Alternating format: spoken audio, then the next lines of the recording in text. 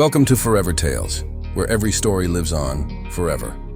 The Boeing 737 sliced through the night sky at 35,000 feet, a silver arrow gliding smoothly above the patchwork of twinkling cities far below.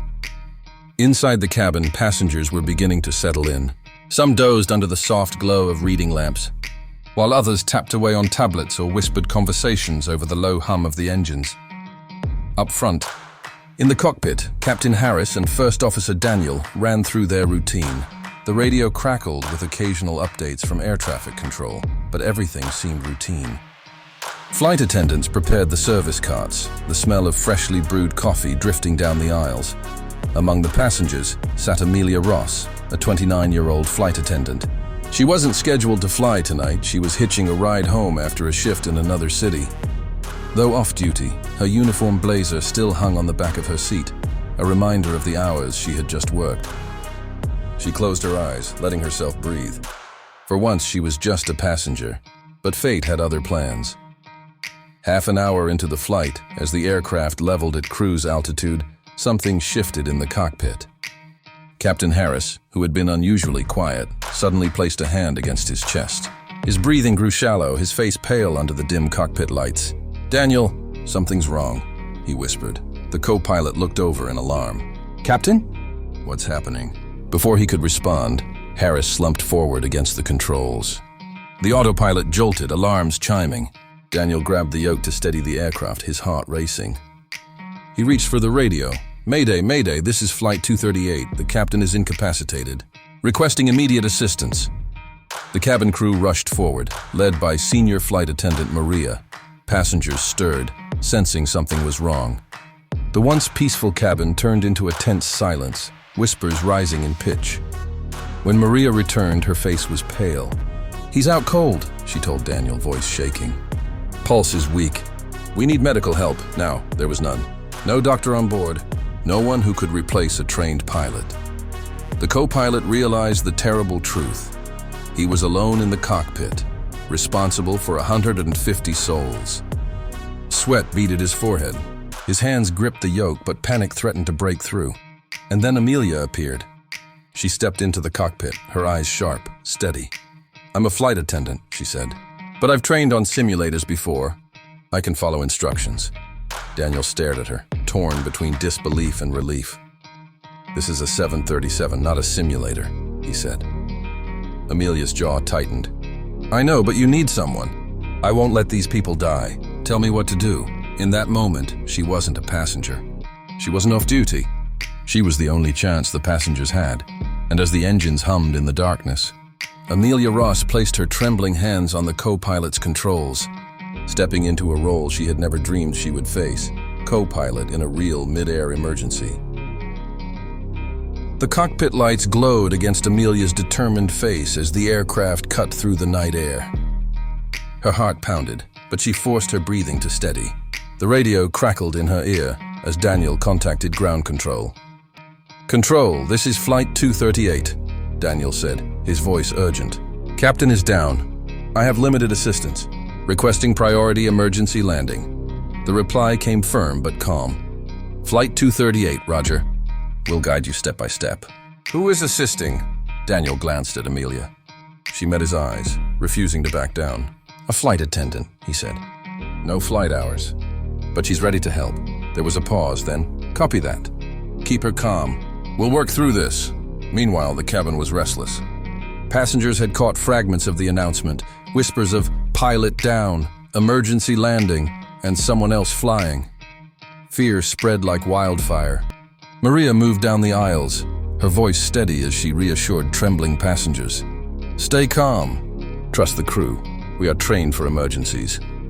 Back in the cockpit, Amelia clutched the yoke under Daniel's instruction. The controls felt alive, heavier than anything she imagined in a simulator. Every tiny movement swayed the massive jet. "Easy," Daniel coached. "Not too hard. Just a gentle touch." Her knuckles were white as she nodded. "Okay. Gentle, I've got this." The aircraft lurched slightly, turbulence rocking the cabin. Gasps echoed from the passengers. Amelia swallowed her fear and tightened her grip. "Altitude steady at 34,000, Daniel said. "You're doing fine." But as they began descent, the real challenge began.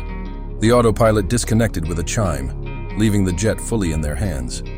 The runway lights far below were just faint specks in the distance. "All right," Daniel said, sweat dripping down his temple. "This is the hardest part. The landing." Amelia's throat tightened. "Tell me exactly what to do." Step by step, he guided her. Flaps, throttle, descent rate. Her hands shook, but she forced herself to focus. Every control she touched carried the weight of hundreds of lives.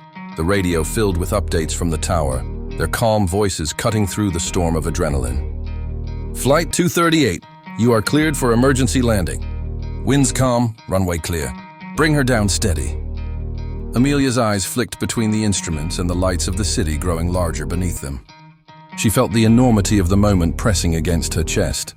The cabin grew silent. Everyone knew their lives now depended on a flight attendant who had never flown a real plane before. And as the runway stretched ahead in the darkness, Amelia whispered to herself, "Don't think. Just do it." The runway lights blazed into view, long white lines stretching like a beacon in the dark. The engines roared as Amelia eased the yoke forward under Daniel's instructions. Flaps full, throttle back to idle. "Keep her nose level," he said, his voice steady despite the pounding in his chest. Amelia's breath came in sharp bursts. Her hands trembled, but she refused to let go. The 737 descended, the ground rushing up faster than she expected. "Too steep," Daniel warned. "Ease it up, gently." She pulled back slightly, her muscles screaming under the tension. The jet leveled, the lights racing toward them. In the cabin, silence reigned. Passengers clutched hands, closed eyes, whispered prayers. Children buried faces into their mother's arms. Maria, standing tall, braced herself, her lips moving in silent encouragement. "You can do this." 100 feet, Daniel called out. "Steady, steady." Amelia's heartbeat thundered in her ears. 50 feet, flare, flare now." She pulled back gently, just as he instructed. The massive jet's nose lifted, the landing gear brushing against the tarmac. For one breathless moment, it felt as though the aircraft might float forever. Then, thud. The wheels touched down, bouncing once before gripping the runway. Screams erupted in the cabin, half in fear, half in relief. "Reverse thrust," Daniel shouted. Amelia pushed the levers, the engines howling as the aircraft slowed. The runway lights blurred past until finally, mercifully, the Boeing 737 rolled to a safe stop. For a moment, there was only silence. Then, an eruption of applause, sobs, and cheers from the cabin. Amelia sat frozen, hands still gripping the controls. Tears stung her eyes as she let out the breath she had been holding. "You did it," Daniel said softly, awe in his voice. "You actually did it." She shook her head in disbelief. I just followed your voice." But deep inside, she knew. It had been her courage that carried them through. Emergency vehicles raced alongside the aircraft. Lights flashing, but the true miracle had already happened. Against all odds, a flight attendant had taken control of a Boeing 737 and landed it safely.